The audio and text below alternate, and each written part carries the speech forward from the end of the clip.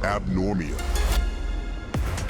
Welcome to Murder You, an Abnormia original, a true crime series exploring the most shocking murders worldwide. I'm your host, Maddie. Today's episode is Cold-Blooded Cold Case, the murder of Sophie Sergie. Before we begin, please like and subscribe to our channel for all the latest Murder You content. Let's get started. This week, we're covering a case that remained unsolved for nearly 30 years before police finally pinned down a suspect. Fittingly, this notorious cold case took place at the University of Alaska Fairbanks. I'm talking about the shocking murder of 20-year-old student Sophie Sergie. Like many unsolved school-related cases, the university and authorities made mistakes early on. Situations like that are frustrating for the victim's family and the school's students. I can't imagine being a family member and having to wait 30 years for justice. This case is fascinating because it was solved using the same DNA technology that was used to catch the Golden State Killer in 2018. It shows that no cold case is hopeless as long as the authorities remain persistent. That said, this case should have been solved sooner. Before I get into how the case was solved, let's talk about Sophie's life. Sophie was born in June 1972 in Pitkas Point, Alaska. Her family is Yupik Native American, an indigenous group of Alaskans. Her family describes her as a shy girl who is devoted to her studies. When she was fully grown, Sophie stood at only 4 feet, 9 inches tall. But despite her small stature, she had big dreams.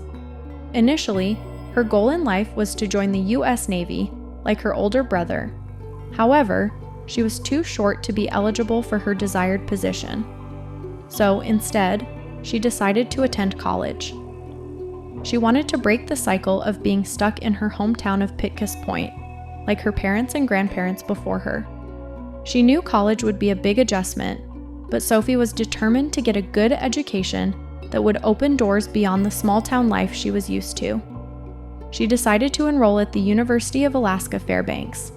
It was 500 miles away from her hometown, which was daunting, but Sophie was excited to study marine biology. Her hard work in high school paid off when she was awarded a full-ride scholarship. She studied at UAF for 2 years, and during this time, she met Shirley Wasuli through an organization called Rural Student Services, which assisted students from remote parts of Alaska in their transition to college. The girls hit it off and became close friends. Sophie was on the path to success, but unfortunately, her plans were interrupted. In the fall of 1992, Sophie's mother became ill, and Sophie began having orthodontic complications that would require jaw surgery. She took a leave of absence from campus life with the intention of returning in the fall of 1993. It might have been a good time to take a break. In the 90s, violence against women at the University of Alaska Fairbanks was on the rise. 3 undergrad housing dormitories shared a common lobby on their first floor. In 1991, a female student in one of the dorms was sexually assaulted in a bathroom. In February of 1993, a female student reported being raped by 2 basketball players while a third watched. That same month, a drunk man, who wasn't a student or staff member, wandered into the dorms and was found nude in the women's bathroom at Bartlett Hall. These events seem even worse, considering that the university cut back on safety protocols due to budget cuts in 1989. It's no coincidence that campus crime rose after these ill-conceived budget cuts. UAF stopped keeping front desk personnel in the dorms to monitor who came and went. Across campus, it was widely known that the university had let its guard down, and some took advantage of the lax security. For a time, Sophie was safe because she moved back to her hometown to care for her mother. She worked as an academic aide to pay for her own medical needs, and still traveled to UAF regularly to visit her doctor. While there, she would stay with her friend, Shirley Wasuli, in Bartlett Hall, the same dorm where a random naked guy was found in the women's bathroom. In April 1993, Sophie had an on-campus appointment regarding her jaw surgery. She decided to stay with Shirley in her single dorm room. Shirley lived on the second floor of Bartlett Hall, which was a female-only floor. Male visitors were allowed, but there was no men's restroom on the entire floor. Any visiting male had to use the women's restroom or find a facility elsewhere. It wasn't ideal, but the women felt safer knowing it was an all-female floor. However, that illusion would be forever shattered on April 26, 1993. Sophie's friend Shirley was studying for her finals. So, she gave Sophie the key and decided to stay in her boyfriend's dorm room in the neighboring building. Shirley needed to focus on cramming for exams, so she wouldn't have long to catch up that night. Sophie, Shirley, and Shirley's boyfriend, Noah Naylor, got a pizza and ate it in Shirley's dorm room. When they were done eating, Sophie asked Shirley where she could smoke a cigarette. It was too cold to smoke outside in the dead of winter in Alaska. Shirley suggested Sophie smoke in the girls' bathroom since there were fans to diffuse the smell. Sophie went to the only restroom on the floor to enjoy a smoke. Around 1:30 a.m., Sophie hadn't returned from her smoke break, so Shirley and Noah decided to retire to Noah's room. They left a written note for Sophie explaining that they'd turned in for the night, a note that Sophie would tragically never see. In the restroom, there were a handful of shower stalls, and one stall contained a bathtub. That night, a resident went to take a shower in the stall adjacent to the bathtub. While she showered, she heard voices and movement in the next stall, but didn't think much of it. It never crossed her mind that someone was in danger. So, the student finished her shower and returned to her room. Much to her horror, she would later learn that Sophie Sergie had been fighting for her life one stall over.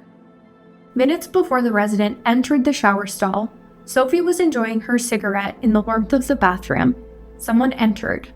They attacked Sophie, sexually assaulted her, and stabbed her multiple times. As if that wasn't brutal enough, the assailant shot her in the back of the head to ensure she was dead. This was an atrocious crime full of rage and overkill.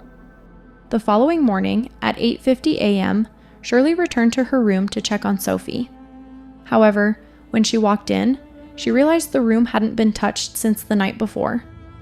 The bed was still made, the lights were on, the note she and Noah left was still stuck to the wall, and Sophie was nowhere to be found. Shirley was unsettled and decided to check the bathroom. She figured maybe Sophie woke up and was getting ready for the day, but she didn't see her. The unease followed Shirley throughout the day, leaving her wondering why she still hadn't heard from her friend. Shirley called Sophie's orthodontist and learned that Sophie had missed her appointment.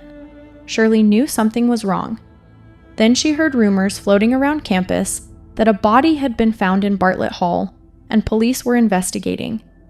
Shirley got a sinking feeling that something awful had happened to Sophie.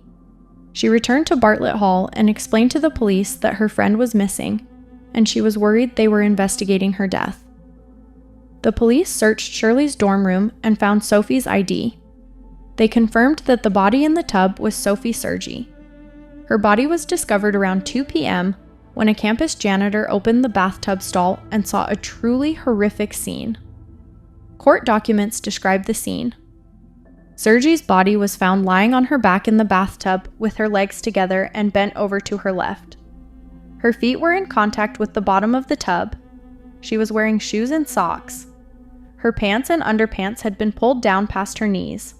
Her sweater had been pushed up around her neck and armpits. The right cup of her bra had been pushed up. She had multiple stab wounds on the right side of her face, and her face was covered in dried blood.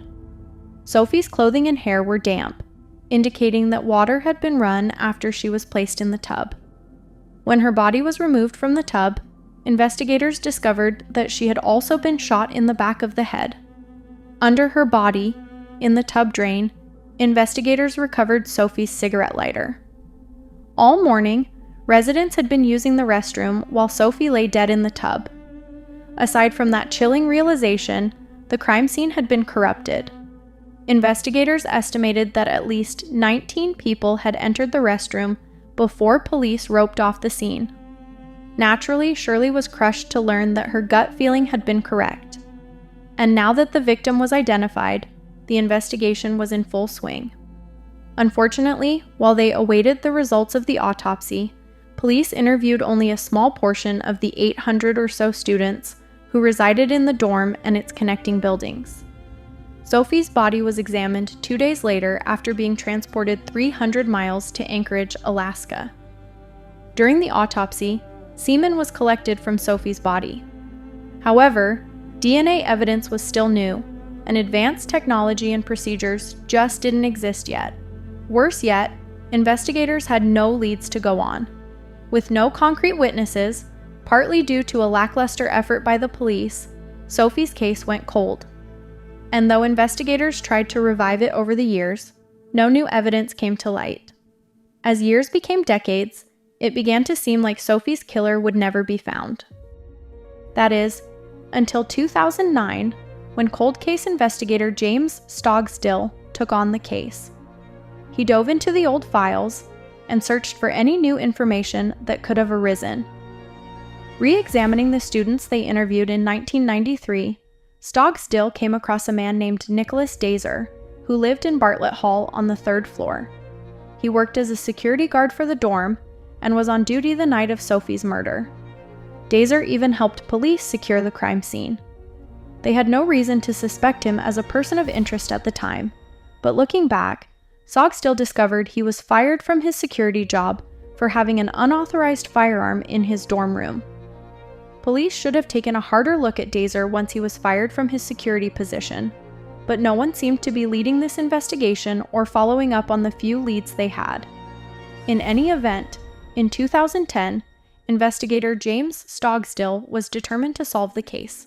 He tracked down Nick Dazer and interviewed him again. Dazer was completely cooperative and confirmed that he had been fired for keeping a gun in his dorm. However, the bullet recovered from Sophie's head belonged to a .22 caliber handgun, which Dazer never owned. So that was the end of it. 8 years went by, and another investigator took on the case and decided to bring some 21st century technology into it.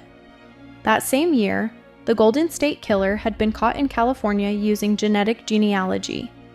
That's where DNA found at a crime scene is tested against DNA recorded by ancestry companies like 23andMe or Ancestry.com. There are complex privacy issues surrounding this practice, but there's no disputing it's been a highly effective method for solving cold cases. Prior to using genetic genealogy, investigators could only compare crime scene DNA directly against the DNA samples they already had in their database. If a perpetrator were never arrested, the crime scene DNA wouldn't yield a suspect. Genetic genealogy allows investigators to identify a potential suspect through relatives who have registered their DNA on genealogy sites. This method allowed authorities to identify an aunt of the person who left DNA at the crime scene. They discovered one of the aunt's nephews, Stephen Downs, was Nicholas Dazer's roommate in 1993. They also learned that Downs owned a .22 caliber revolver and lived in Bartlett Hall at the time of the murder.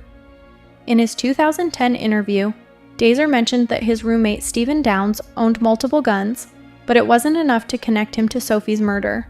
But now they had DNA evidence proving Downs raped Sophie and murdered her in cold blood. Stephen Downs was born in Maine and attended college at the University of Alaska Fairbanks from 1992 to 1996. He studied nursing, and after graduating, he lived in Arizona before moving back to Maine to continue his nursing career in his home state. Downs had never been arrested or had any brushes with the law. After identifying Downs' DNA, investigators arrived at his doorstep in Maine and questioned him about his involvement in Sophie's murder. He fervently denied any involvement and told them that though he lived in his 3rd floor dorm at the time of the crime, he predominantly stayed with his girlfriend on the 4th floor, and that was where he remembered being when Sophie was killed. He told police that he didn't believe he'd ever been on the 2nd floor of the building. They showed him pictures of Sophie and continued to press him about his connection to Sophie. Downs responded, quote, "I never knew or saw anything to begin with. I remember the pictures, it's terrible, poor girl." Downs told investigators that if he knew any information, he would have been, quote, "forthright from the jump." He even blamed the crime on the Fort Wainwright soldiers who frequented campus. Of course, investigators had already linked him via his DNA, but they kept their cards close to their chests and let him continue to spin his lies. Police obtained a warrant to search Downs' house and swab his mouth for DNA. They fast-tracked the DNA test, and on February 15, 2019, the Maine State Crime Lab confirmed that Downs' DNA was a match to the DNA found inside Sophie's body. They finally confirmed Stephen Downs was Sophie Sergie's killer. But why would he carry out such a random and senseless crime? That's the question that continues to baffle everyone today. When Downs was brought before the court in 2019, Jenna Grunstein of the State Office of Special Prosecution stated, "He committed the murder against someone he'd never met and committed it for no discernible reason. Sergie is a woman who Downs overpowered in every way, height, weight, and weapons.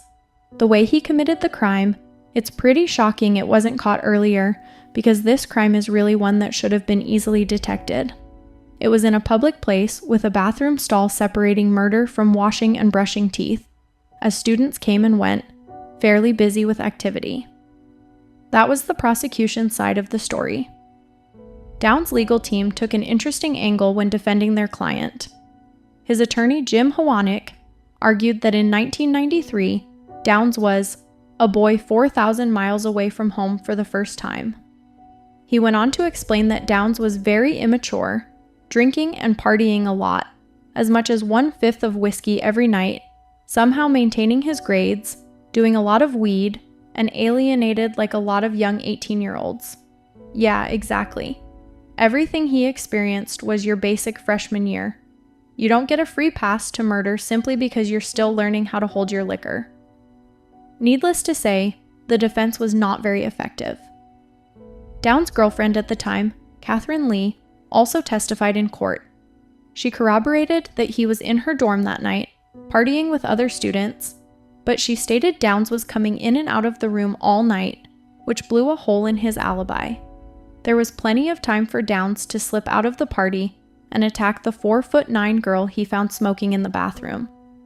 It's just sickening. After closing arguments, the jury deliberated for 2 days and then delivered a guilty verdict. Sophie's family finally had justice. Months later, the judge sentenced Downs to 75 years in prison. His attorney argued against the long sentence by claiming that aside from Sophie's murder, Downs had been a model citizen, working as a nurse for the previous 25 years. That's not entirely accurate. According to Downs' nursing license, he'd been reported numerous times for misconduct. In 2016, he made troubling comments to a coworker and was written up. Another coworker made a similar complaint months later. Still, there's quite a difference between work misconduct at work and rape and murder. It's rare that someone commits a crime as brutal as this one and then retires from being a dangerous predator. It makes you wonder what other crimes Downs may have gotten away with. The long sentence Downs received reflected the savage nature of the crime. Unfortunately, Sophie's mother died in 2021 and never saw her daughter's killer brought to justice. But after the sentencing, Sophie's brother Alexei explained what he would say to Downs. "If I was face to face with him, I'd say, 'You took something precious from us. Even though we were a small family, we were all close. But I forgive you for what you did. Forgiveness, but I'll never forget.'" We'll likely never get the full story of why Downs attacked and killed Sophie Sergie, since he remains silent about it. But at least her family can rest knowing that Sophie's killer will remain behind bars for life. This case is tragic because it was so random and senseless. Sophie wasn't supposed to be in the dorm that evening and was only there for a doctor's appointment. She was only alone because her friend had a final the following day. I can't say it's a wrong place at the wrong time situation, because going to the restroom in a college dormitory isn't supposed to be dangerous. However, lax security was a theme at the University of Alaska Fairbanks in 1993, and if the school had taken the safety of its students more seriously, Sophie might still be alive. Since Sophie's murder, the school put more effort and thought into their security and implemented the CARE team, a campus group that responds to student crises and works to prevent them.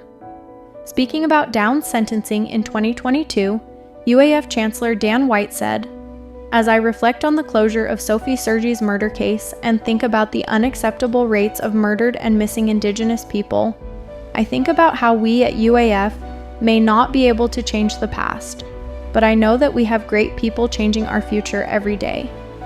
I think that's an appropriate sentiment to end on, considering how the future of forensics was how this case was solved.